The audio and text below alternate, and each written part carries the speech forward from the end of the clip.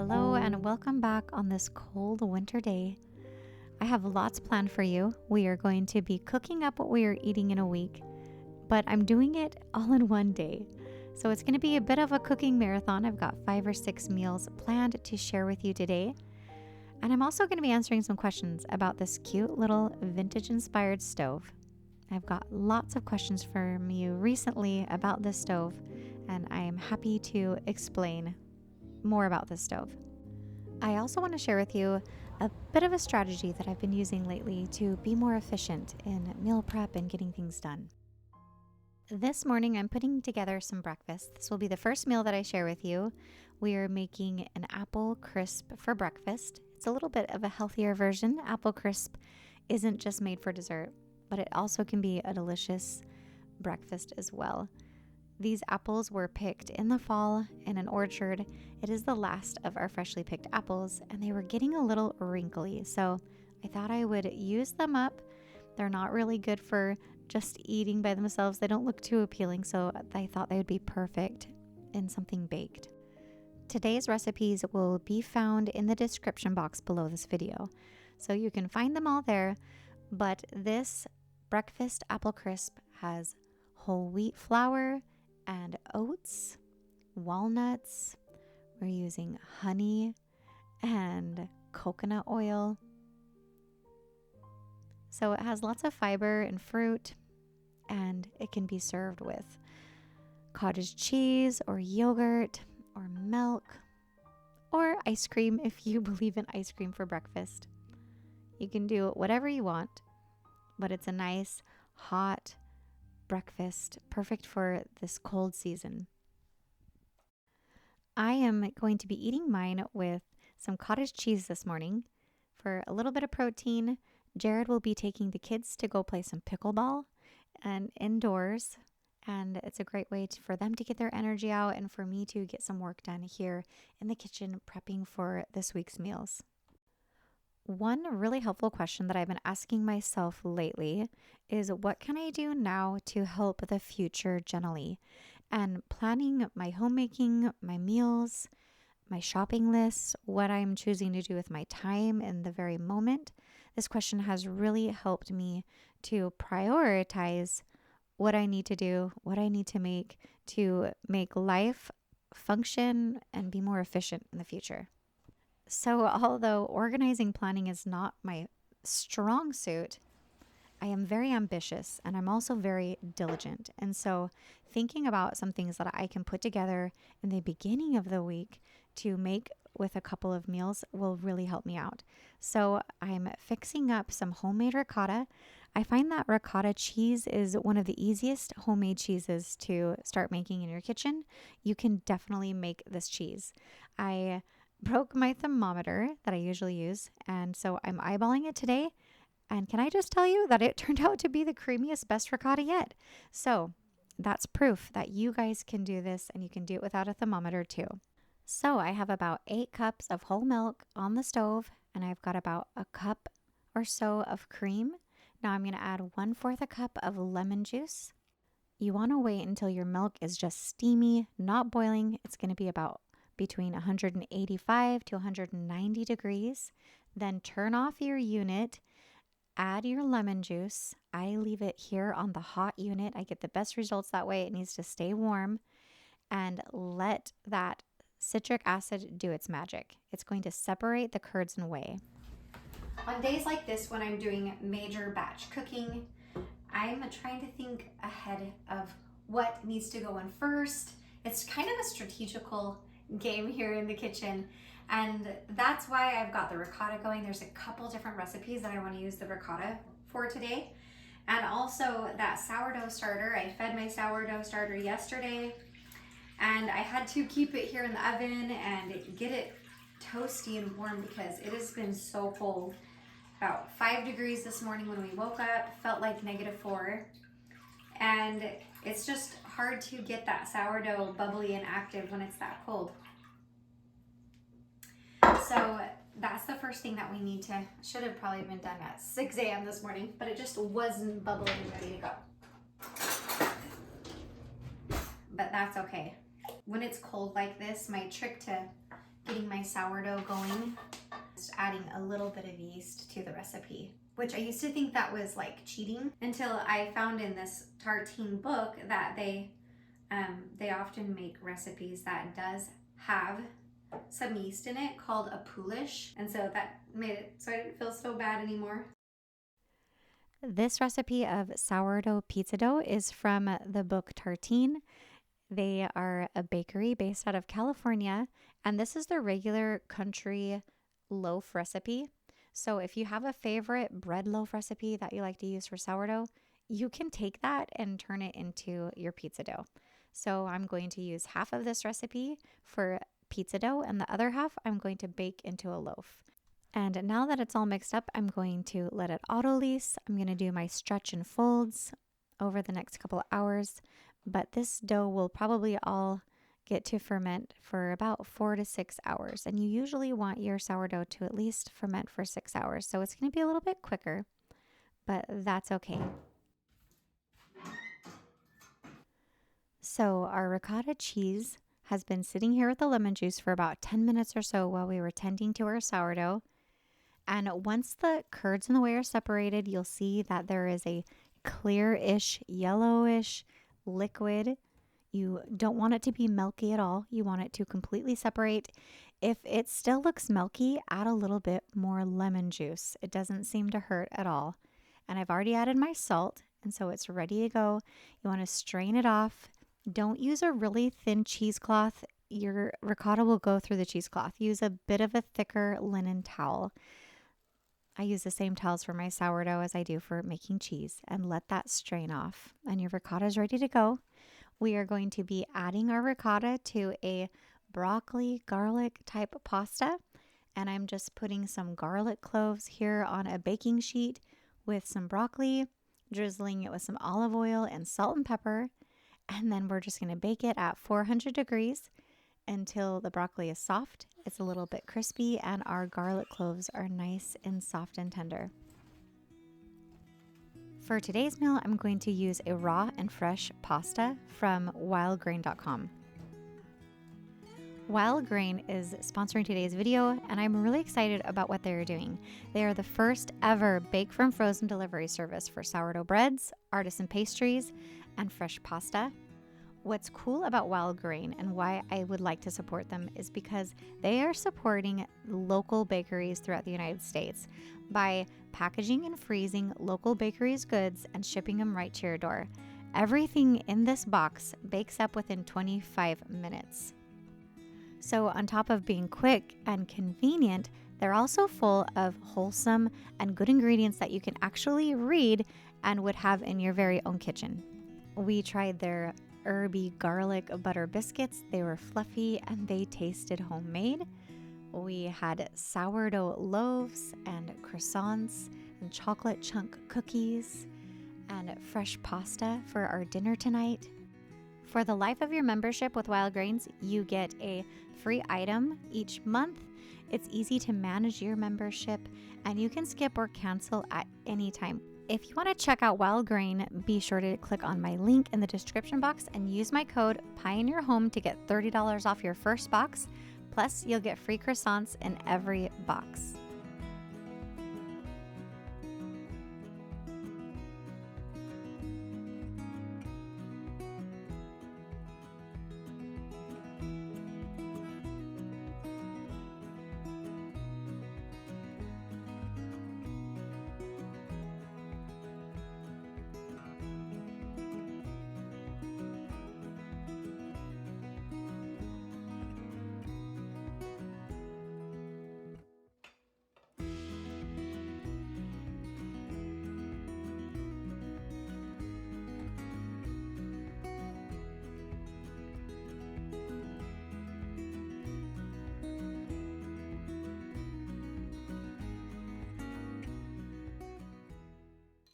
I like to think of pasta as the homemaker's fast food. It doesn't have to be just spaghetti all the time either. You can take any good pasta and mix it with some butter and garlic, maybe some lemon juice. I put ricotta cheese all over the top, which made this a very creamy pasta, but you can switch it up. and it can be very simple. The rest of the ricotta we're going to save to go in our spinach and ricotta calzones that we're going to make later on after our sourdough is done fermenting. Or you can store it in your fridge for 2 to 3 days. For our next meal, we are putting together a spinach and artichoke chicken bake. I have a 9 by 13 pan with chicken breasts that have been thinly sliced, and I'm mixing up together some garlic, fresh spinach that's been chopped, a can of artichoke hearts that I'm roughly chopping up, and I also added some of the artichoke juice out of the can into the mixture because I thought it was a little bit thick. So I'm just roughly chopping, I think it's 14 or 15 ounce can of artichoke hearts. I'm going to season that with some salt and pepper and then add 1 package of softened cream cheese and about a half a cup or so of mozzarella cheese. I'm going to drizzle the chicken with some olive oil, some salt and pepper, and just pour that mixture right over the top and top it off with some mozzarella cheese and a generous amount of Parmesan cheese as well, and bake that in the oven until the chicken is cooked and all the cheese is melted. We chopped this chicken up into small pieces and served it with an artisan baguette. You could put it over pasta. You could serve it with rice. Very versatile and very easy to put together. I think this would also make a really great freezer meal as well. And these loaves of artisan sourdough bread are from wildgrain.com, and they're going to go straight into the oven, and they should only take about 25 minutes to be ready to eat.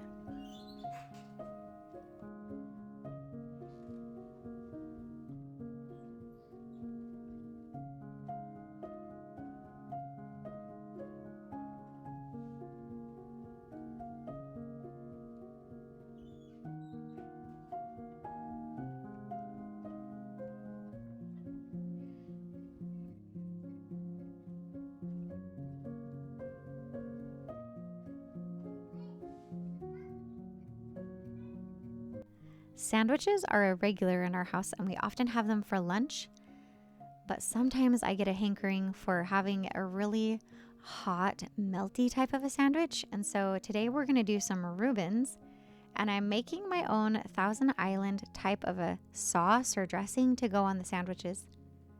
I'm chopping up about 1/3 a cup of small diced onions. I'm putting it in about 1.5 cups of mayo. I'm adding a couple cloves of minced garlic and also a few chopped up sweet pickles. These are actually pickled zucchinis from our garden a couple years back. And so I'm putting that in here. You can use relish as well. And then to that, I'm adding a couple teaspoons of Worcestershire sauce, a little bit of hot sauce of our own. And you could also add a little bit of ketchup. I don't have any ketchup in the house. I know, what type of American doesn't have ketchup in the house? So I thought that was kind of funny.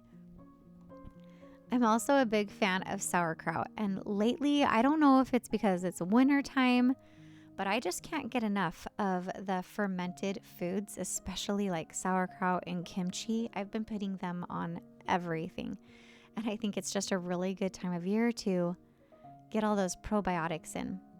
So I picked up some corned beef from the deli and some Swiss cheese.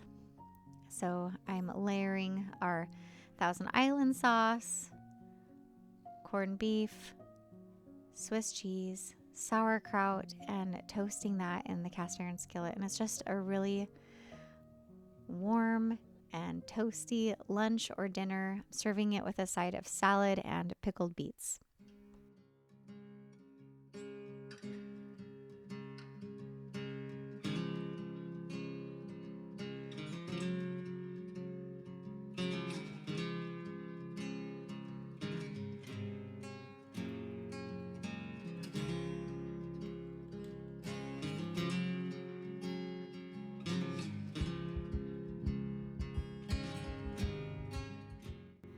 And on to our next meal. The next meal I'm going to make is a sheet pan dinner.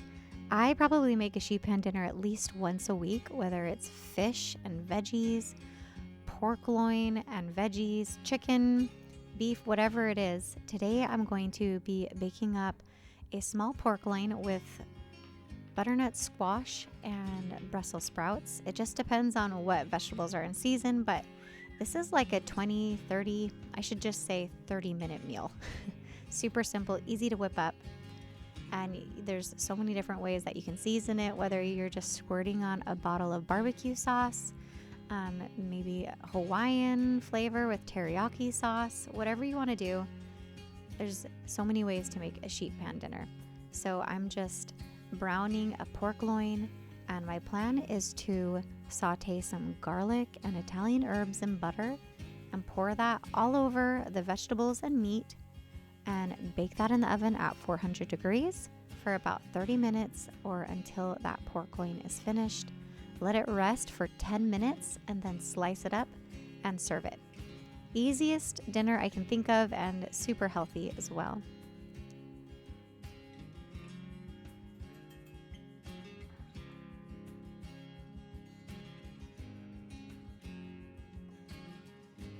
So we've had some new subscribers that are coming in, and welcome to the channel. And I've had a lot of questions about my stove, and I wanted to answer some of those for you. This is my new old stove. It is modeled to look like an antique wood-burning stove, but the catch is that it was actually made in the early 2000s, and it's an electric stove. Even though it looks like it has all these little chambers in the front, it actually opens up to a really normal looking electric stove on the inside. The top has 4 cast iron burners.